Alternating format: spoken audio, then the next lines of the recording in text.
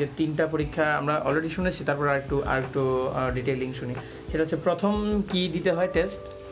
Listening test. Listening টেস্টটা আসলে কিভাবে হয়? মার্কিং কত?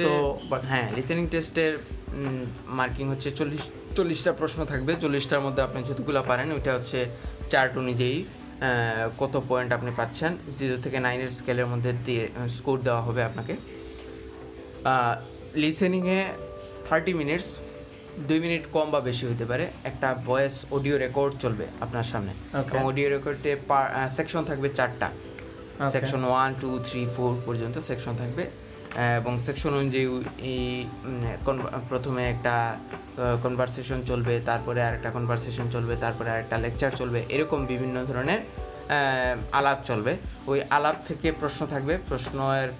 একটা প্রশ্ন আপনাকে দিয়ে দেওয়া হবে, প্রশ্নের পাশেই আনসার লেখা যায়, এরকম মানে ডিজাইন থাকবে। আপনি শুনবেন, শুনে আনসার লিখবেন। এবং এটা কি খাতায় লেখা নাকি কম্পিউটারে?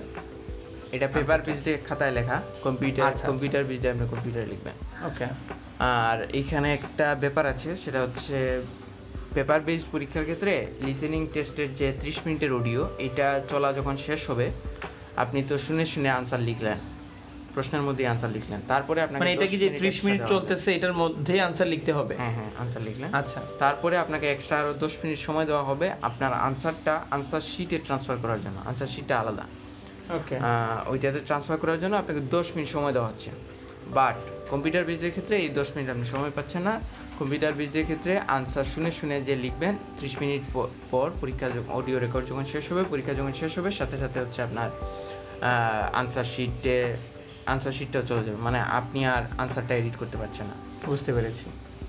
ওকে, লিসনিং। আচ্ছা, এটা যে কনভারসেশনগুলো কি ব্যাপারে, মানে একটু উদাহরণ দিয়ে একটা।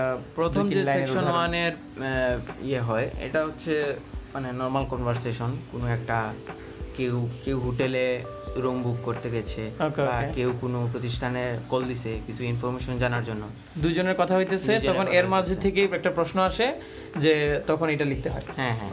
আচ্ছা, এটা একটা। সেকশন 2 তে সাধারণত মানে এক্স্যাক্টলি কি হয় এটা তো মনে রাখা যায় না, তবে যেটা হয় যে সেকশন 2 তে দুইজনের মধ্যে আলাপ হয় কোনো একটা প্রোগ্রাম নিয়ে, অথবা কোনো একটা কোর্স নিয়ে, বা সেকশন 3 প্ল্যানিং নিয়ে। সেকশন 3 এর ক্ষেত্রেও 2জন বা 3জনের মধ্যে আলাপ হয়, কনভারসেশন হয়।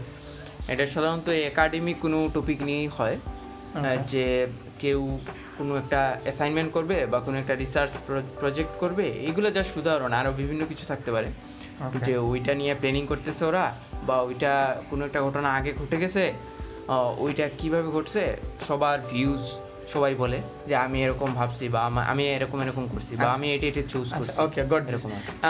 আচ্ছা, এই তিনটা সেকশন, মানে এই যে তিনটা পার্টের মধ্যে কোনো পার্ট কি একটু কঠিন, মানে সেকশন 1টা কঠিন, বা সেকশন 2টা? সেকশন 4 আরেকটা আছে। সেকশন 4 এ আরেকটা হচ্ছে একাডেমিক লেকচার চলে। ওই লেকচার অনুযায়ী ফিল ইন দ্য ব্ল্যাঙ্কস থাকে 10টা, এবং ওইগুলো আপনার ফিল আপ করতে হয়। ওকে। তো কোয়েশ্চেনের টাইপ আছে, কোয়েশ্চেনের টাইপের উপরে নির্ভর করে ডিফিকাল্টিসটা আসলে করে। অনেকের ক্ষেত্রে ফিল ইন দ্য ব্ল্যাঙ্কসগুলো খুব ইজি হয়, যেটা হচ্ছে পার্ট 1 এবং সেকশন 1 এবং সেকশন 4 এ থাকে ফিল ইন দ্য ব্ল্যাঙ্কস, এবং সেকশন 2 এবং সেকশন 3 তে ফিল ইন দ্য ব্ল্যাঙ্কস কম থাকে। সাধারণত থাকে বেশি, এমসিকিউ থাকে বেশি, হেডিং ম্যাচিং থাকে, ম্যাপস থাকে। তো অনেকে যেটা বেশিরভাগ ক্ষেত্রেই যেটা ডিফিকাল্টিস ফেস করে, সেটা হচ্ছে এমসিকিউতে এবং ফিলিং ম্যাচিং, টেবিল থেকে হচ্ছে মানে তথ্য না ম্যাচিং করা, এটাতে অনেকে ডিফিকাল্টিস ফেস করে, একটু বেশি ডিফিকাল্টিস ফেস করে। ফিল ইন দ্য ব্ল্যাঙ্কসটা কোয়াইট ইজি থাকে অনেকের ক্ষেত্রে আর কি। তো ইন জেনারেল এটা মনে হতে পারে যে এমসিকিউটা একটু বেশি কঠিন, এটা স্বাভাবিক, কারণ এমসিকিউ এর ক্ষেত্রে বা হেডিং ম্যাচিংয়ের ক্ষেত্রে বা ম্যাপসের ক্ষেত্রে যেটা হয় যে আপনাকে অনেক বেশি তথ্য পড়তে হয়, শুনতেও হয়, আবার অনেক বেশি তথ্য পড়তে হয়, অনেক দিকে চোখ মানে আপনার ঘোরাতে হচ্ছে, দেখতে হচ্ছে এখানে কি লেখা, আবার সাথে সাথে হচ্ছে মনোযোগও রাখতে হচ্ছে। এটা ফিল ইন দ্য ব্ল্যাঙ্কসে একটু কম পড়তে হয় আসলে। মানে ফিল ইন দ্য ব্ল্যাঙ্কসে শুধু ব্ল্যাঙ্কের দিকে এবং ব্ল্যাঙ্কের আশেপাশে কয়েকটা ওয়ার্ডের দিকে তাকালেই হচ্ছে, যেটা হচ্ছে এমসিকিউতে হচ্ছে না। এমসিকিউতে সবগুলা অপশন পড়তে হচ্ছে, এই জন্য একটু ডিফিকাল্ট হয়ে যায়। আচ্ছা, আমরা তাহলে পরের পার্টটাতে যাই। লিসেনিং এর পরে কি আছে, তারপরে কি পরীক্ষা? তারপরে হচ্ছে আপনাকে রিডিং টেস্ট কিরকম একটু হচ্ছে 1 ঘন্টার পরীক্ষা। এখানে আপনাকে প্রশ্ন এবং উত্তর যে উত্তরপত্র এটা একসাথে দিয়ে দেওয়া হবে। এখানে 1 ঘন্টার পরীক্ষা 1 ঘন্টায় শেষ হবে। 1 ঘন্টার পরে আপনি আনসার ট্রান্সফারের জন্য আনসার শিট 10 মিনিটের জন্য এক্সট্রা পাবেন না। আচ্ছা, আপনাকে এই 1 ঘন্টার ভিতরেই আনসারগুলো আনসার শিটে লিখতে হবে। কি কি আসে এই 1 ঘন্টার মধ্যে? এই 1 ঘন্টার মধ্যে রিডিং এর ক্ষেত্রে 3টা সেকশন থাকে। 3টা সেকশন 1 2 3 মানে পেসেজ 1 পেসেজ 2 পেসেজ 3 থাকে আর কি। 3টা পেসেজ থাকে একাডেমিকে। জেনারেল ট্রেনিং এর কথা বলছি না, জেনারেল ট্রেনিং আলাদা রিডিং এর ক্ষেত্রে। যেহেতু আইএলটিএস একাডেমিক বেশি দরকার হয়, তো আইএলটিএস একাডেমিক নিয়ে আলাপ করছি। তো এখানে 3টা বড় বড় পেসেজ থাকে এবং 3টা বড় বড় পেসেজ থেকে বিভিন্ন টাইপের কোয়েশ্চন থাকে। যেমন এমসিকিউ থাকতে পারে, ফিল ইন দ্য ব্ল্যাঙ্কস থাকতে পারে। ফিল ইন দ্য ব্ল্যাঙ্কসের ক্ষেত্রে 2 ধরনের feel in the blanks, with clue, without clue থাকতে পারে। তারপরে থাকতে এইখানে হচ্ছে হেডিং ম্যাচিং থাকতে পারে। ওকে, এখানে থাকতে পারে ট্রু ফলস নট গিভেন। আচ্ছা, এটা কি টাইপ অফ ওই যে আমরা যে 9 10 বা ইন্টার পরীক্ষা দিতাম ওইটার মতো কোনো কিছু? হ্যাঁ, ওইটার মতোই। ওইটাও যে প্রথমে হচ্ছে একটা পেসেজ থাকতো এবং পেসেজ থেকে বিভিন্ন কোয়েশ্চন থাকতো, এরকমই কোয়েশ্চন। এখানে কি আর কোনো কিছু মেনশন করার মতো কিছু আছে? মানে মেনশন করার মতো বলতে এখানে হচ্ছে পেসেজ 1 2 3 যত 3-এর দিকে যাইবেন তত আপনার ডিফিকাল্টি লেভেল একটু বাড়ে।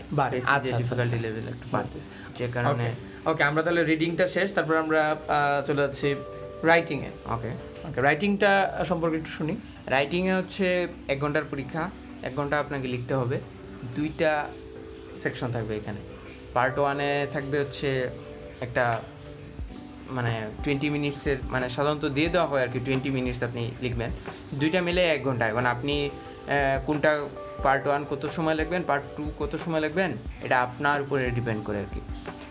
সো পার্ট 1 যেটা রাইটিংয়ের যে সেকশন 1, এটাতে হচ্ছে আপনাকে গ্রাফ দেওয়া হতে পারে, বার গ্রাফ দেওয়া হতে পারে, পাই চার্ট দেওয়া হতে পারে, কোনো ম্যাপ দেওয়া হতে পারে, বা আরও যত গ্রাফের মানে প্রকারভেদ আছে, যে কোনো গ্রাফ আপনাকে দিয়ে দেওয়া হতে পারে এবং ওইটা ডেসক্রাইব করার জন্য বলা হবে আর কি।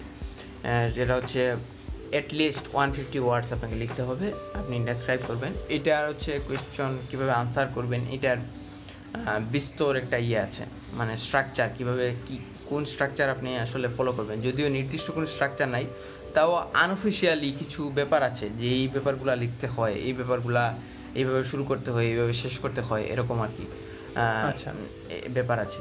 পার্ট 2 এর ক্ষেত্রেও, রাইটিংয়ের পার্ট 2 যেটা আছে এটার ক্ষেত্রেও একই।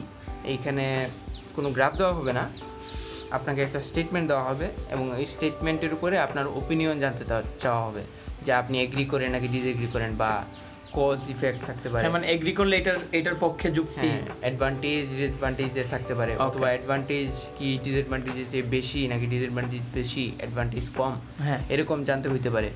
এখানে আসলে একটু মানে একটু ক্রিয়েটিভ ব্যাপার আছে আর কি। আপনি আইডিয়া দিবেন, নিজে কি ভাবি ওইটার উপর বেস করে আপনার আইডিয়া অনুযায়ী কিছু উদাহরণও দিবেন।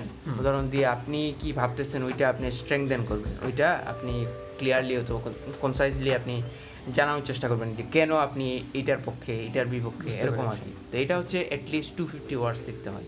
তো এইখানেও কিছু স্ট্রাকচার আছে যেটা মেনটেন করলে ভালো হয়, স্কোর ভালো করার জন্য কিছু স্ট্রাকচার মেনটেন করলে ভালো হয় আর কি।